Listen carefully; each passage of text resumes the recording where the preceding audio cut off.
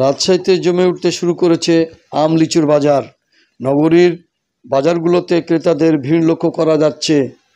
ইতিমধ্যে কেমিক্যাল মুক্ত আম বাজারজাতকরণের লক্ষ্যে আম ক্যালেন্ডার প্রকাশ করেছে রাজশাহী প্রশাসন।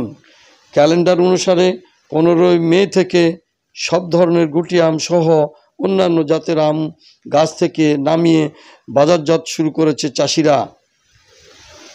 তো এবারে যে সময়টা বেঁধে দেওয়া হয়েছে সেটা প্রপার সুন্দর, যাতে আম চাষিরা ম্যাচিউরড আম পাড়তেছে এবং বাজারজাত করতেছে। আমাদের আম আমরা যথাসময়ে পাড়ি, ম্যাচুরিটি হওয়ার পরেই পাড়ি।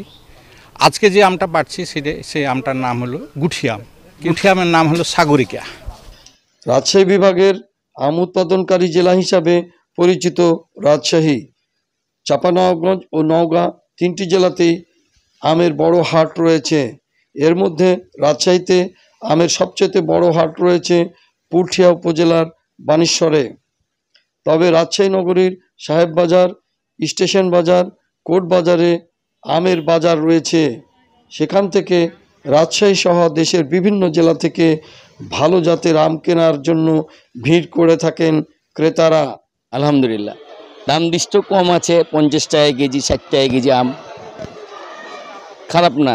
60 টাকার আমি পাঠাবো, তো সেই জন্য আমগুলো কিনা হয়েছে। আর এখানে রাজশাহীর আমগুলো তো 60 টাকার জন্য অনেক জনপ্রিয়, সেই জন্য এখান থেকে কিনা হইলো। 40 টাকা করে কিনলাম, ওইখানে পাঠাবো আমার আত্মীয় স্বজনের কাছে।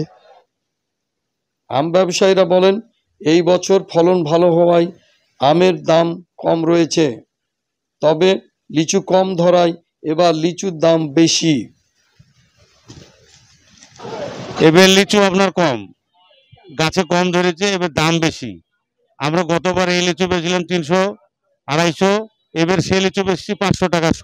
এবার আম বেশি, আমের দাম গতবারের চেয়ে কম। এবার গোপালভোগ আম এখন বাজারে এসছে। আমের এবার ফলন ভালো আছে, আম যথেষ্ট আছে এবং যে কোনো দ্রব্যমূল্যের ঊর্ধ্বগতির জায়গাতে আমের কিন্তু ঊর্ধ্বগতি নাই। আমে মোটামুটি রিজনেবল দামের মধ্যে আম এবার খেতে পারবে মানুষ। প্রথমে গুটি আম দিয়ে শুরু হয়েছে, পর্যায়ক্রমে গোপালভোগ, খেরসাপাত, ন্যাংড়া, ফজলি বিভিন্ন জাতের আম ক্রমশই তারা বাজারজাত করবেন।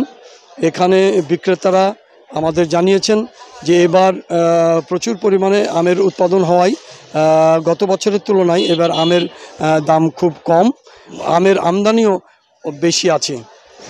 মামুন রেজা, ভয়েস বাংলা, রাজশাহী।